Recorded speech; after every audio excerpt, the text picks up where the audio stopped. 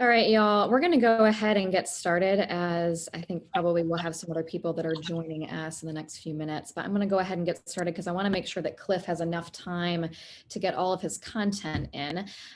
We are talking about policing today, which is sort of a subcategory of the criminal justice subject. And I think I'm going to just go out on a limb here and suggest that perhaps out of all of the different systems that we'll be exploring, racism, question mark, is there racism in the system? This may just be the most fraught. And I think it has something to do with, I don't know, how quick and violent it is, right? So, in other systems, we might be able to hold it. And I think we do often at kind of an emotional or an intellectual distance. And it's harder to do that with this. So just as quick and as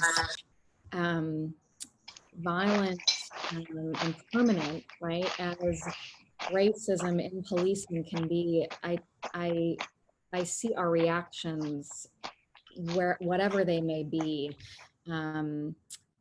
being sort of the same way. So I just ask that we hold that that self-awareness and that patience with each other as we come to this conversation.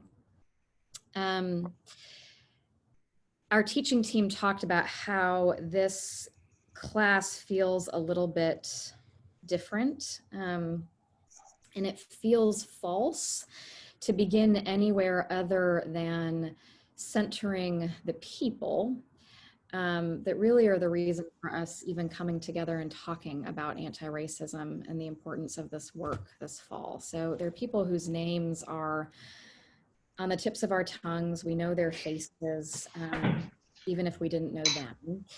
So instead of beginning today with Lectio Divina, as we have in recent weeks, we're going to begin with a Visio Divina. It's going to be through silence. We're not going to have music or anything playing in the background. We're just going to let the silence speak in the way that it needs to. There's going to be about 30 seconds per slide. So I ask that you just open yourself to whatever is right in front of you and ask 3 different questions as you get to each image. What do I see? What do I feel? And where is God? And this is just a reminder that as you come in, do check to make sure that you are on mute. Okay.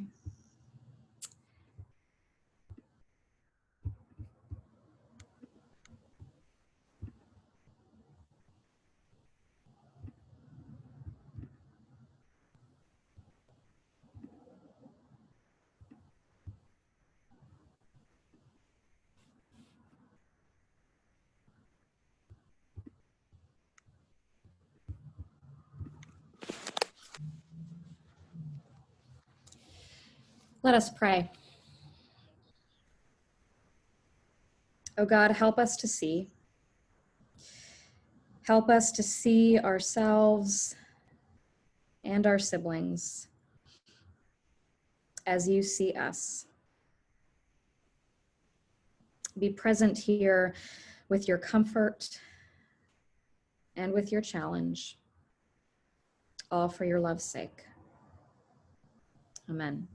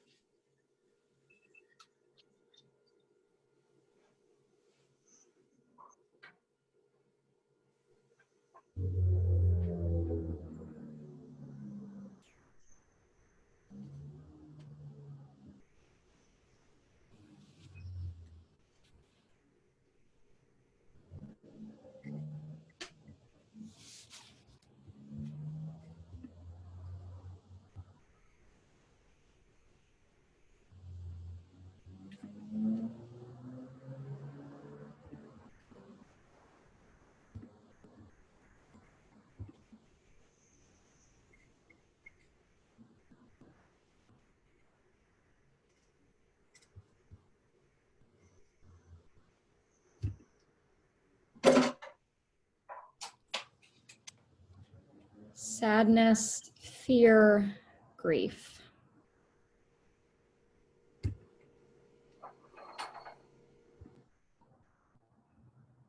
It's hard to find God in some of the pics.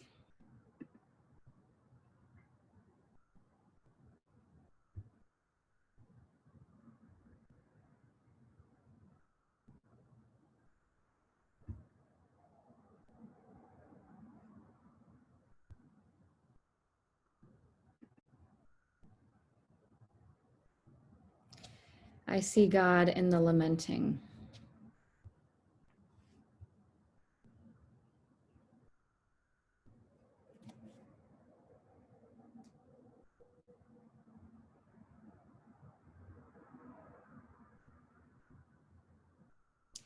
I have not known this kind of pain and grief. And yet, at least in some of the images, hope, and there is God. Pain, helplessness, frustration, teaching, compassion, feeling. I was aware of where I was landing on the continuum of emotions, helpless, paralysis, need to do my work around this in order to stand up and speak out on the other side of the continuum. Anger over the lack of justice, future snuffed out. I saw a little girl and felt the love that her mama had for her when she braided her hair. Loss. God is there, but so hard to feel it.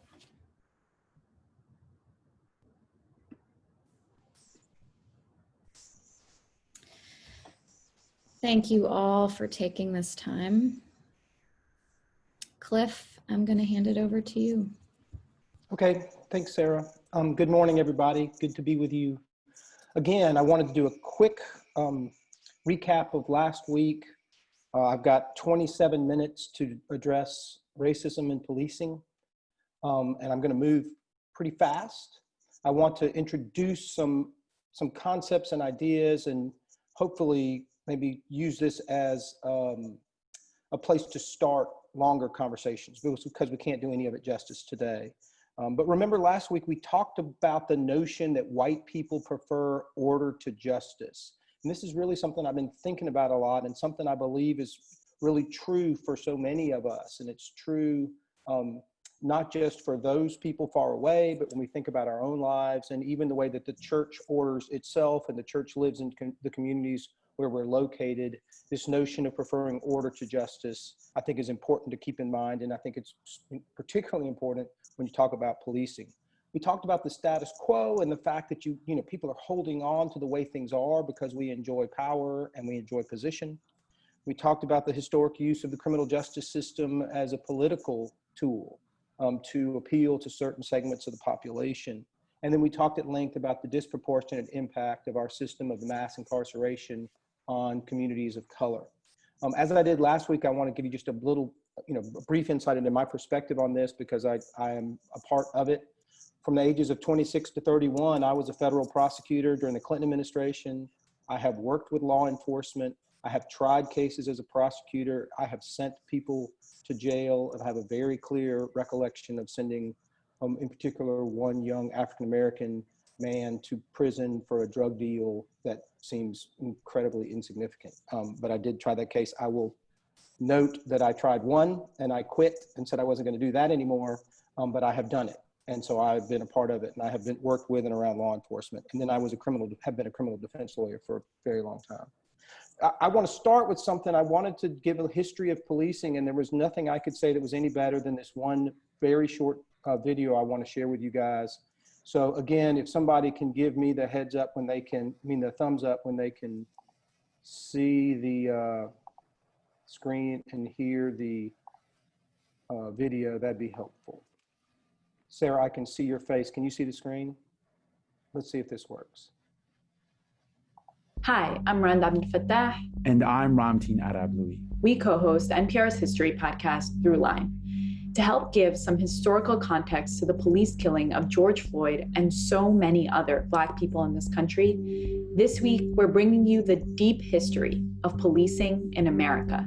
We wanted to understand how the relationship between police and the Black community had evolved to one so bloody and tragic. So we reached out to this historian. My name's Khalil Gibran Muhammad. I teach at the Harvard Kennedy School. In his book, The Condemnation of Blackness, Khalil lays out a historical argument for how Black people have been criminalized over the past 400 years in the US. And he does that by telling parallel narratives about the history of policing in the North and the South. These stories share one key feature: the use of brutal force to control Black Americans. Policing in America started in the mid-1600s with the Boston Watch, essentially a neighborhood watch group. But some of the first police forces in the South were created to control enslaved Black people. They would come to be known as slave patrols. Almost all white men had to serve in these patrols. Their duties were written into law, like this slave patrol statute from Louisiana in 1835. Arrest any slave or slaves, whether with or without a permit, who may be caught in the woods or forest with any fire or torch, which slave or slaves thus arrested shall be subjected to corporal punishment not exceeding 30 stripes. So the tying together early on, the surveillance, the deputization essentially of all white men to be police officers, and then to dispense corporal punishment on the scene are all baked in from the very beginning. The Civil War eventually brought an end to slavery in America. But for most Black people in the South, it didn't fundamentally change their lives. And by the early 20th century, the KKK would emerge to enforce control over Black citizens in the South. And this pushed millions of Black citizens to flee to northern, progressive cities as part of what would become known as the Great Migration. Police officers receive African American migrants in the same way that their white neighbors and community peers did, which is with contempt and hostility. When a white person throws a Molotov cocktail into a new black homeowner on a street that had previously been all Irish or all Polish or all German, the police come and they arrest the black family and defend the white mob. And this happens time and time, over and over again. They are policing the racial norms of white supremacy from the very beginning in the North. Black skin becomes equated with criminality. And according to Khalil Gibran Muhammad, the system hasn't fundamentally changed since then. He says that pointing out the problem is clearly not sufficient to fix the system. Because the problem has been known for a century. The evidence has been presented for a century. The recommendations for change, for holding police officers accountable, for charging them with criminal offenses when they behave criminally. It's a century of the same story playing out over and over again. It seems to me that's what's possible is recognizing that police officers and police agencies are incapable of fixing themselves. And so the question that has to be asked in the wake of George Floyd, and I think this question is being asked and answered by more white people than I've seen in my lifetime, is, do white people in America still want the police to protect their interests over the rights and dignity and lives of Black and, in too many cases, brown, indigenous, and Asian populations in this country?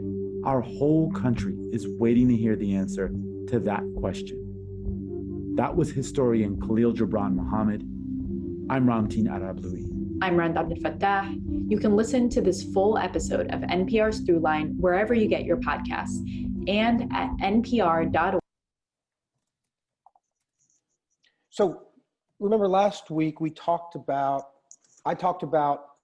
the presence of this substantial number of Black people in the South, particularly in places like Mississippi, right, where you have this amazing cash crop, incredible wealth down the Delta, all along the river, dependent on free labor, and then post-Civil War and moving through Jim Crow into the Civil Rights era and beyond, you have this recognition by white Mississippians and people in states across the country where there's a substantial presence of others in our presence, that if they get power control, there are implications for those of us who were holding that power at those times and who hold the power now. So I just want to keep in front of you this notion, as they talked about in the video, of control and order.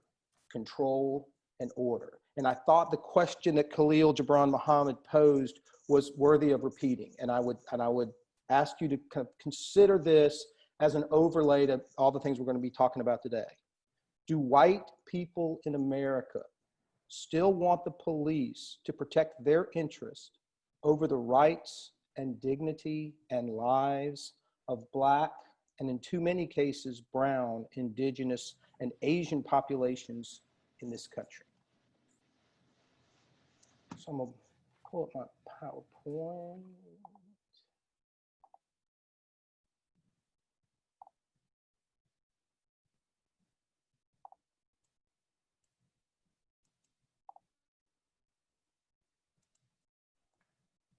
So we talked last week, remember the slides we looked at around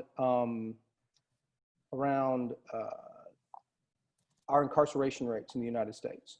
You know, we talked about how we're off the charts, number one with a bullet on incarceration rates. If you look at the number of police officers involved in killing civilians and the number of civilians killed as compared to other wealthy countries, you can see how wildly different and more violent policing is in the United States.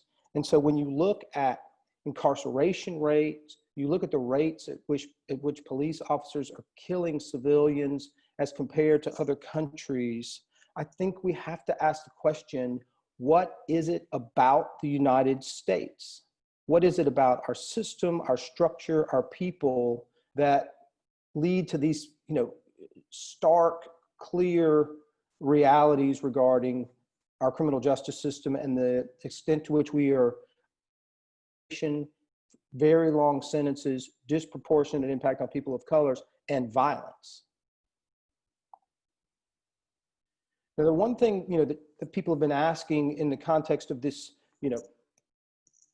new and intense response to recent police shootings is something crazy happening in 2020? Are we on pace for some record number of killings? And the reality is, the Washington Post has been tracing it very closely since 2015, and the police kill about 1,000 people a year. And we're on pace. You can see this is kind of the June 7 number. We're on about the same pace this year. So, it is true that there has been more discussion this year. It is true that we hear about some of the cases. I've read some things that say, we hear about a dozen maybe police shootings a year, but it's out of a big number. It's out of 1,000 or so shootings over the last 5 or 6 years. And so, you start asking yourself, what does that mean that we only hear about a handful of them? It could mean that all of the other shootings were appropriate and handled the way they should have been, and there's nothing to see here. It could mean that there's just no video that's been made public or that someone was able to take at the time of these incidents or in the aftermath, or that there's been no litigation arising because of the difficulty in these cases, and we'll talk about that in a minute. It could mean that information has been concealed from the public. There's a lack of transparency around what happens in these shootings, or a lack of interest in the fact that 1,000 people are killed every year. But just be aware that these killings you hear about are just a small number compared to the whole. As we talked about last week in the graphics regarding, for example, the likelihood of a Black person, male, born in 2001, of being incarcerated at some point in his life, being 1 in 3, as compared to 1 in 17 white people. We also have to look at who gets shot by the police. So if you look at deaths per million during this time period where the Washington Post has been paying the closest attention, you can see this big disparity again, right? 30 per million Black people, 12 for white, 22 for Hispanic. So there is this substantial disparity in who gets killed, and we'll look at some slides about what that does as far as attitudes toward the police and about the police. So when we start looking at trying to collect data about who gets killed and who does the killing, there was a study of 1.2 million 911 calls in a U.S. city that plotted, where killing occurred. And the conclusion was that white officers are more likely to use a gun than Black officers, and they're more likely to do so in predominantly Black neighborhoods. So you got, communities with 60, 80, 100% African-American population, and you see more killings and substantially more killings by white officers. So one of the things that we all need to keep in mind when we start thinking about police and policing is how all of us come to this issue with different feelings about the presence of police officers in our communities and in particular situations.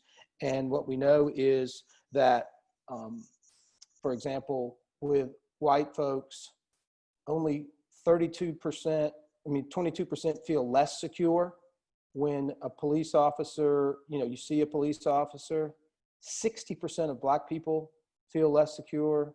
And this study is consistent with other studies I've seen. Only 5% of Black people feel more secure when they see a police officer. One of the questions is, what are we told about police officers when we're growing up? We all know, and we've heard the stories about the conversations that Black parents are having with their children about their encounters with police officers. And in my class, white students are quick to admit that their parents didn't have the same conversations with them. Perhaps you're having those conversations with your children, but in many, many white homes, that conversation doesn't happen.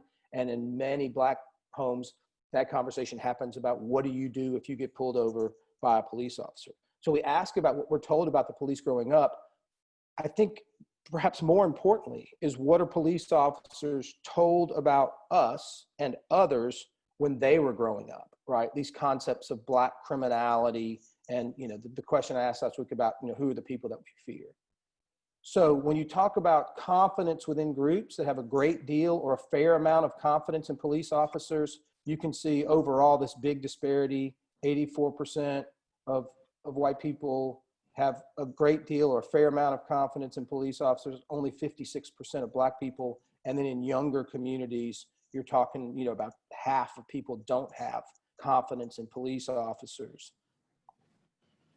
One of the things that we've been talking about a lot, and it is very important to talk about, is this notion of policing the police, and how do we hold people accountable when something bad happens, when these things happen that we've been talking about so often in the last months, misconduct by police officers. So we have this, this classic struggle with internal affairs within police departments, right? They police themselves. They have committees. They have people who are themselves part of the police officer in the police department who undertake investigations when a shooting happens or when there's other allegations of misconduct. And, frankly, people don't trust internal affairs. People have heard the stories. What we know from internal affairs investigations is that officers are allowed to transfer from one department to another. So when something bad happens in, the city of Oxford, they'll let you transfer. Instead of firing you or making some public show, they'll let you transfer to South Haven, right? Or to Batesville or to Memphis. And you'll see this moving these actors around rather than ruining their careers. He just made a mistake. It was one time. The officer who killed George Floyd had 17 allegations of misconduct in the last 20 years and was still out on the streets doing what he does and what he did. And so there's a real concern about, how internal affairs works. Officer after officer will tell you that they are discouraged from reporting bad conduct, right? That you become you're a rat, and that there are serious implications, and that they can be made to feel less safe. Who has my back out on the street? If you're somebody who's reported misconduct by other officers, that there are implications for that. There's a lot of talk about community oversight of policing. A couple quick things there. If we're going to do this, I've been asked to be part of some new group in Oxford, like a panel of 9 people to provide oversight of policing in Oxford, Mississippi. I don't know if Memphis has done anything with any sort of community oversight efforts, but the questions, that have to be asked is this group independent, separate from the police department, not sponsored by, overseen by, controlled by police department, must have authority to access records and subpoena power and be able to get behind the truth of what's happened in these incidents. And they have to include people from affected communities. They have to include people from affected communities. And so if it's just, law professor and a couple business folks and other people who are a little bit detached and removed, it just doesn't work. One of the huge legal issues that's out there, that we talk about constantly in my world is this doctrine of qualified immunity. So I'm getting a little bit technical here on the legal side, but I think it's important as we think about why is it that there aren't more consequences when bad things happen. So when we sue police officers or state actors in the United States, we do so under a law we call, it's a 1983 claim. 42 United States Code section 1983 says that if you're a state actor and you violate a constitutional right, then a lawsuit can be filed and there can be liability arising from that. And that section 1983, it was passed originally as the Ku Klux Klan Act of 1871.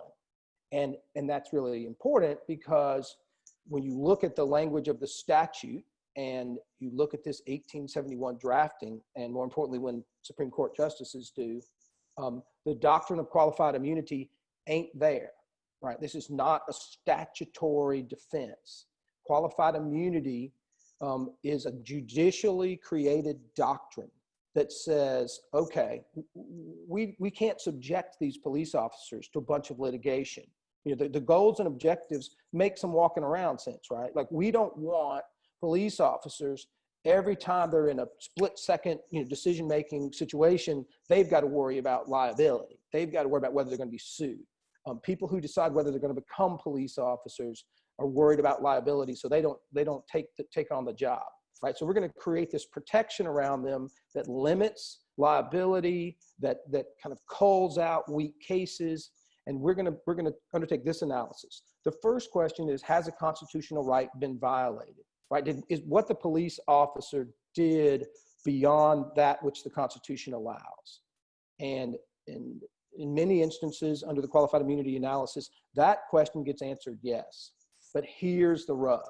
The question becomes, was that right clearly established by previous cases?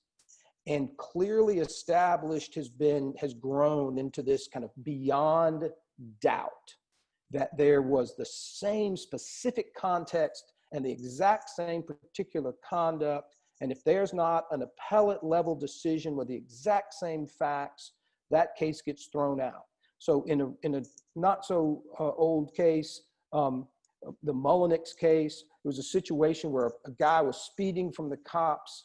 They had put these spikes in the road. They rolled them out, and the officer was instructed to wait and see if the spikes work.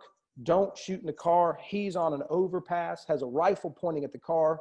He's going to, shoot the engine block. He's going to stop this person, and he winds up killing them. And there was this real battle on the court where, the Justice Sotomayor in the dissent says,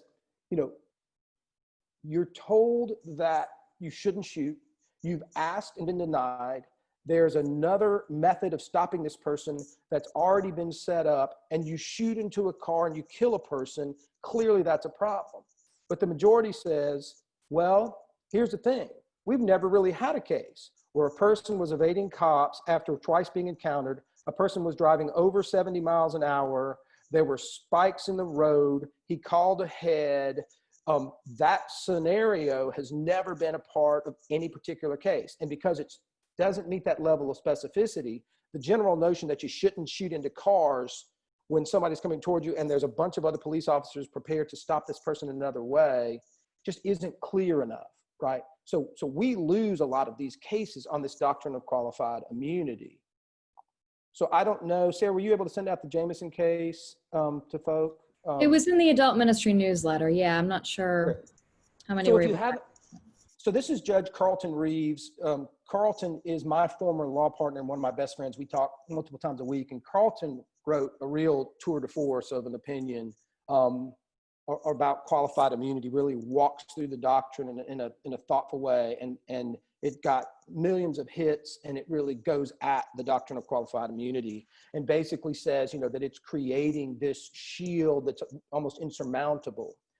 One thing that's interesting about this is, Professor Coney Barrett, who's now been nominated to the Supreme Court, says that she's all about looking at statutes and their plain language and not reading into statutes things that weren't there at the time they were written. She was a Scalia clerk, and Scalia was very much a proponent of this method of legislative interpretation.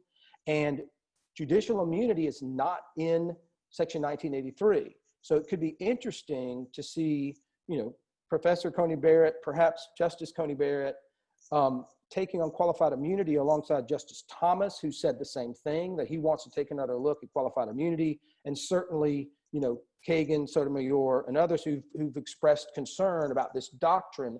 And if this doctrine is, done away with or significantly limited, it's going to really open the door for some accountability that we haven't had. So I really commend to you this Jamison opinion. If you're interested in qualified immunity, and I think you should be, that is out there in the newsletter. I recommend you take a look at it. It's really something. I'm biased, but it's really something. Be really careful of this conversation about bad apples. So what's been happening for so long is we've defended the system, and we've defended police officers, and we've said it's just a few bad apples, right? There's just, these are great people, and they're doing the right things, and they're trying hard. And so let's be careful, right, about undermining the system and changing too much, because we just need to deal with these individuals. The other argument, right, is these are bad barrels. I mean, you're taking good people, and we'll all stipulate to the fact that there are good people who are in law enforcement for all the right reasons. Of course there are. I've worked with them, you know them. There are people from the church I know who are in law enforcement. And so it's not a question of, is everybody evil? If only it were that clear. But you're talking about taking people who certainly are well-intentioned and putting them in systems, many of whom are well-intentioned, not all of whom are well-intentioned, and putting them in systems that are just beyond repair, that can't be fixed, as we heard the gentleman speak about in the video. It's just too much and too big. Beware of this argument. When I did a session on defunding the police, I raised the point that militarization of the police has been a huge issue. Over 8,000 law enforcement programs have received military equipment. Billions and billions of dollars of surplus military equipment have gone to local law enforcement. A $17 million jet to Arizona and to Tallahassee, a $22 million jet, California. Albertville, Alabama got and I've been to Albertville. I got a $1.4 million mobile command post. You get all this money. It's use or lose within a year. If you don't use it, you lose it, right? And so you have SWAT teams and tanks and lots of bulletproof vests and night vision goggles, and you have to use them. And so this raises issues about kind of who becomes police officers and why are they becoming police officers. People who are more interested in doing community policing and being engaged with people where they live, maybe less inclined if this isn't their thing, right? I mean, they didn't join the military before, they're not former military, and now they see this police force that's moving in a different direction. There's been a lot of conversation about this. So a lot of people get really concerned about defund the police. I tried to figure out what great way to look at it. So I went to the serious legal scholars at Ben & Jerry's. And the good people at Ben & Jerry's produced this graphic. I think it's pretty good, right? So there's a difference between abolishing the police and this conversation we're having about defunding the police. And the notion, if you want to get into it and really want to look at it, DeRay McKesson has written a lot of really good stuff, former educator, about this idea that we have to reduce the immediate power police have to harm and kill people, and we have to start thinking about community-based groups that make neighborhoods safer and healthier. And so the idea is, with all these billions of dollars that we're putting into police forces, and they're becoming more militarized, and the way that they've developed has become,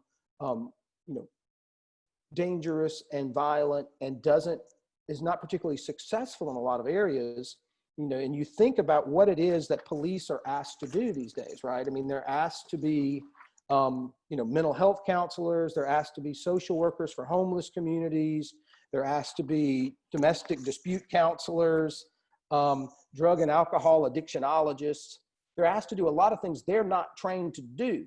And they'll tell you that. And not only are they not trained to do them, they're not particularly good at them. And my police officer friends will tell me that, right? Like, I don't know how to deal with someone who has a profound mental health problem. But, for example, we turned everybody out of asylum in the 60s. We talked about this last week, with the promise of developing robust community-based mental health programs to take their place. But we didn't do the second part, right? So 50% of people in jail are thought to have a mental health issue or mental illness.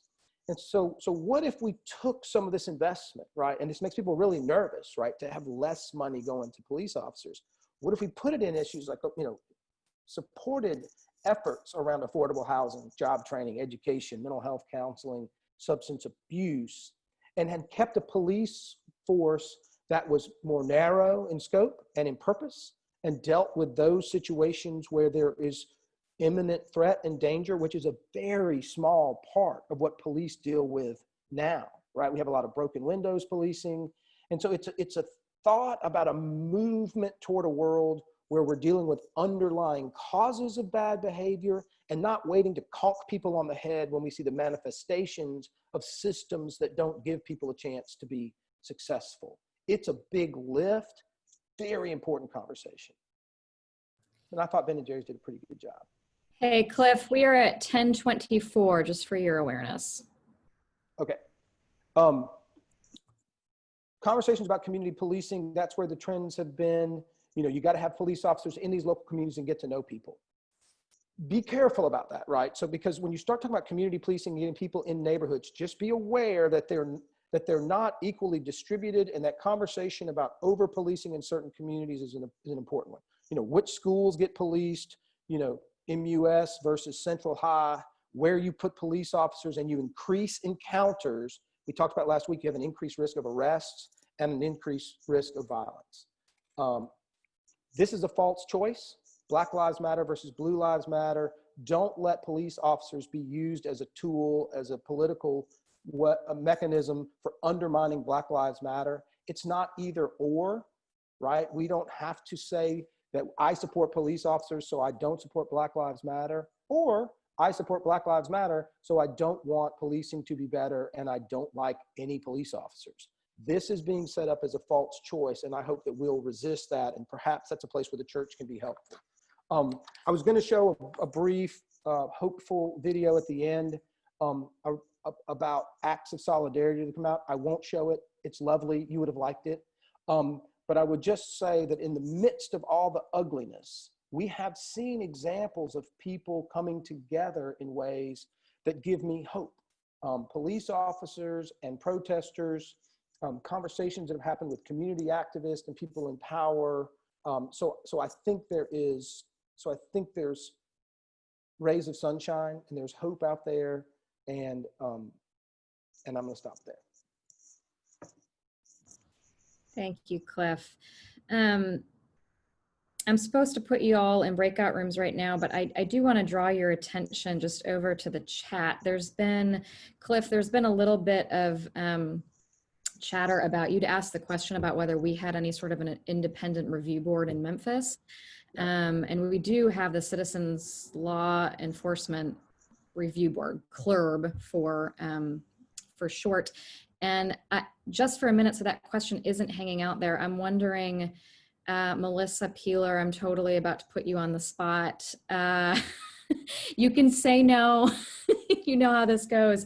But if you could, because you've been in these conversations that Micah has been in, especially surrounding CLERB. So I wonder if you can just give us a little nugget of information there.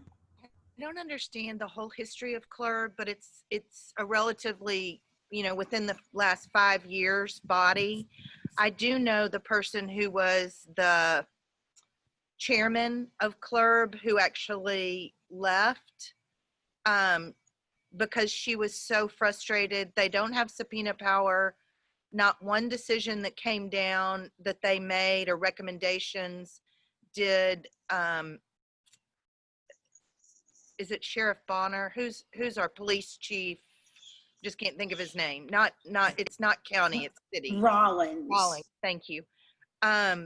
Not once did they take a recommendation. They met quarterly. So it was things that was either referred internally, but that's a huge hurdle, because if an internal investigation sent it to CLERB, then you knew there were major issues. But it could also be tip-offs from citizens. So people could make kind of a claim against the police to the CLERB, to the Citizens Law Enforcement Review Board. But through Micah, there was a time when we were talking to Rawlings, certainly calling him on never acting on the recommendations. And secondly, there was a big push for them to have subpoena power so that they could get in have body cam video, have, you know, any internal notes and that kind of thing. To me, it just seems like it is absolutely in name only. You know, that yes, we have this law enforcement review board, but they have no teeth. They have no, it wasn't able to do what it's supposed to do. So it was just kind of theoretical. Thanks, Melissa. Y'all, I'm going to put you in breakout rooms. I'm going to give you, if you need to leave at 10:40 on the dot, that's fine. I might be the only one that's actually in that position. So I'm going to leave you at 10:40. But we're going to set it up so that y'all come back at 10:45 to give you a good 15-minute chunk here to discuss everything that you've heard. There are probably a lot of different ways that you could begin just reflecting on what Cliff has shared with us. I'm going to ask you so that we can continue this conversation between the head and the heart. I'm going to ask that you be guided by this question in your discussion together. And that is, what feelings have arisen for me during Cliff's presentation? So what has surfaced, and what am I going to do with those feelings? All right. And I'm going to open the rooms.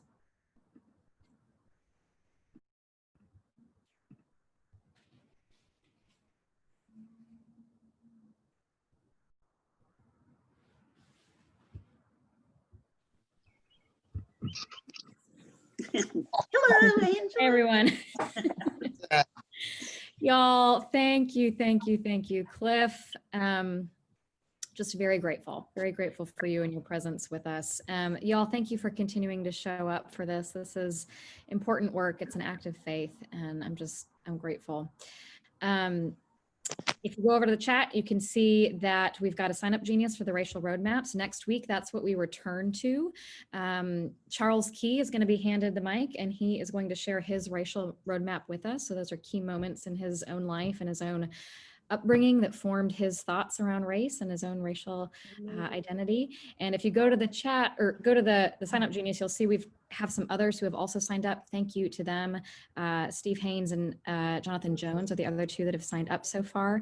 So I hope as you continue to do this, that we're kind of building courage and that more of you will feel empowered to share your own racial roadmaps with us. We can say a little bit more about that next week when we hand Charles the mic, but please do come back next Sunday to support Charles and to hear what he has to say.